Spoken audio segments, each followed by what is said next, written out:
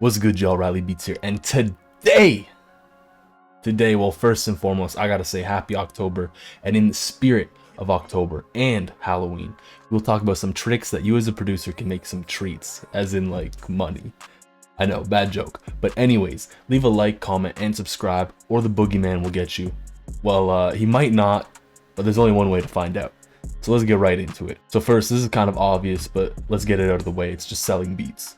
You know, you probably thought about that. But there's lots and lots of great websites for selling beats. But personally, I would recommend BeatStars. You'll see why it comes in with splits, and there's just a lot of good features on BeatStars that others don't have. There's nothing else other than that. Like, there's no best beat selling website because they're all just kind of a place where you'll sell your beat. But BeatStars has a bunch of features that the other ones don't. Now, aside from that, here's my beat selling sauce that I found kind of works. And how I found this was there was this guy on Reddit who posted that he was selling a bunch of beats. In his first year, he made 7.5K from selling beats.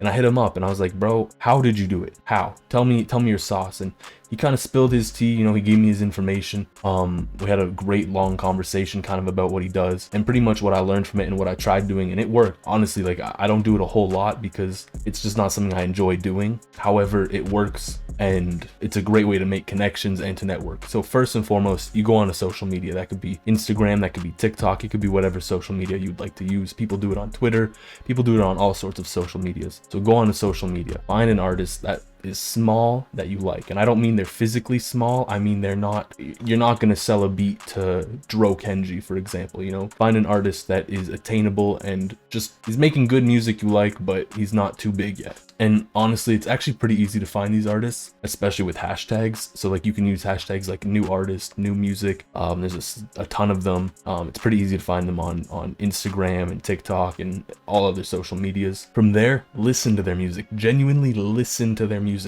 If you like it, reach out to them. And if you don't reach out to them. But when you do reach out to them, let them know you liked it. Let them know where you found the song, etc. You know, communicate with them. So for me, a typical starting message would be, hey bro, I heard your song on Spotify and it's fire, keep it up. You know, I'll throw in some flame emojis in there too, whatever. Because I do like my emojis from time to time. So they'll be getting this message, and as a small artist receiving support, they're probably going to reply. You have a good chance that they'll reply to at least say thanks. Maybe they'll just like the message, but they'll probably reply. You know, most of the time I've done this, I've gotten a reply. So from there, you can open up the conversation, and it's really, really important to make a connection and not a sale. You're not here to make a sale, you're here to make a connection. So don't shove your beats down their throat. They don't want that. Nobody wants that. Get to know them, ask them questions, talk about music. You both make music, it should be pretty easy to talk about music. Once the conversation dies down, you can let them know that you're a producer, and you can ask if they'd like to check out your beats. It's really important that you ask, okay? You need to ask for permission before you just send someone random links, because no one likes to be spammed. If they say yes, link them to somewhere where they can hear your beats, and just keep the ball rolling, keep the connection going, ask them what they think, etc. Follow up with it and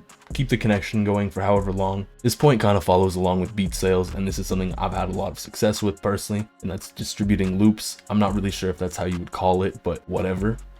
So this is kind of similar to the beat selling and plays again into networking, but instead you're networking with producers that you like. To network with producers you like, start with some similar conversations, make connections, and bring up that you want to send them loops. Kind of follow a similar formula, but you don't need to follow it exactly. You know, just make connections. If they say yes, then bam, send them loops, send them consistent loops. I send out weekly loops. They haven't really been weekly lately, but I send out loops. I used to send them out weekly, and that's when I had the most success with it. And from there, loops becomes a number. Sending out loops becomes a numbers game. You can send loops to one person, maybe they won't use any of them for that week. But if you send it out to 100 people, maybe 10 people will use one of the loops. You never know. And with more of your loops being used, there's more beats that you've had your hand in that are being made and are being marketed and pushed and attempted to be sold. When I was first streaming on Twitch, someone actually joined in one of my streams, and he let me know that he did a loop for this beat that two other guys worked on. Someone did the drum, someone did arrangement, and the beat ended up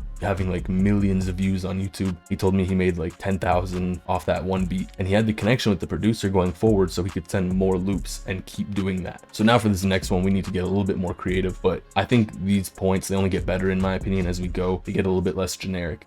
Beat selling, like I said, can get oversaturated. It can be difficult to get space in at first, whereas doing something like kits, sound kits, loop kits, whatever kind of kits, it's not that, like, there's room there. There's a lot of people want kits. You know, people always want kits. Personally, as a producer, I always want new drum kits, new one-shot kits, new loop kits. I'm down to take whatever. So with this, you're probably wondering, how do I grow my channel for kits? How do I get people to buy my kits if I don't have a following? That's the cool part, in my opinion. You can start off with some free kits posted to your YouTube channel, promoted on Reddit, Discord, etc., social media, whatever. And you can set it up in a way so that whoever downloads the kits, their email gets added to an email list. You can easily do this with BeatStars by setting the sound kit to be free to download and by having the MailChimp integration active. So once you have the kit uploaded, you can make it so people sign up to your mailing list to download the kit. And this is great because they're downloading the kit because they want the sounds from you. Someone who wants sounds from you once is more likely to want them again than just some random person. So with this, you can build your emailing list as you go. As time progresses, your emailing list will get bigger and bigger, and you'll be able to email market to these people. There's tons of videos on YouTube about email marketing, and MailChimp is, well, it's free up until the first 1,000 emails on your mailing list. But just for reference, I don't even have past that. Like, I still have room on my mailing list. Like, I think I have over 900, but that's just for reference. As well, if you're not really interested in building a mailing list, you can make connections with producers and you can work on kits with them as well. If you find someone who has a platform that you can connect with, that's something you can do. For example, I collaborated with Faded Wave on the Elysium one-shot kit, which, by the way, is in the description. You can get it down below. So the next point, this one's my personal favorite, and that is royalties. All you need to do is sign up for DistroKid, and by the way, I have a referral link that gets you a whopping 7% off, but it's still a discount, and it's only $20 a year. That's pretty cheap. It's a great price if you ask me.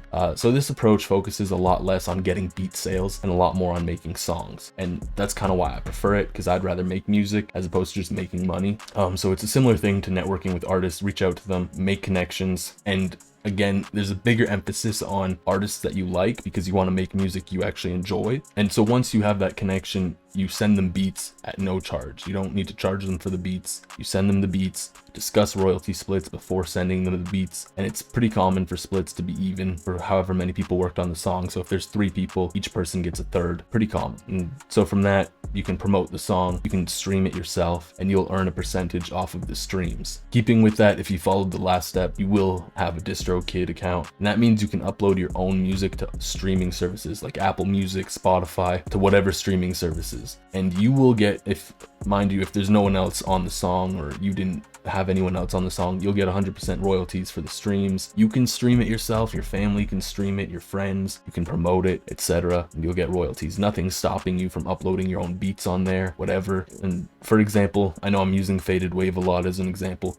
but Faded Wave uploads his own lo-fi tracks to Spotify. He does numbers, in my opinion. He does really well. He gets good revenue from that. By the way, check out Faded Wave on Spotify and Apple Music, or whatever streaming service you have. He's probably on there. So that last point was kind of short, but that's okay. It was pretty straightforward, and so is this one, and that is offering services. There are so many different kinds of services that you can offer. You can offer mixing, you can offer mastering. If you have a good setup, you could offer recording in your area. You could do graphic design, etc. There are just so many services related to music that you can do that are not beat selling related. The great thing about it too is that you can make a connection with an artist. So let's say you mix a song for an artist. Well, you're going to be working with them. You build a connection there, and maybe as time goes on, you keep nurturing that connection.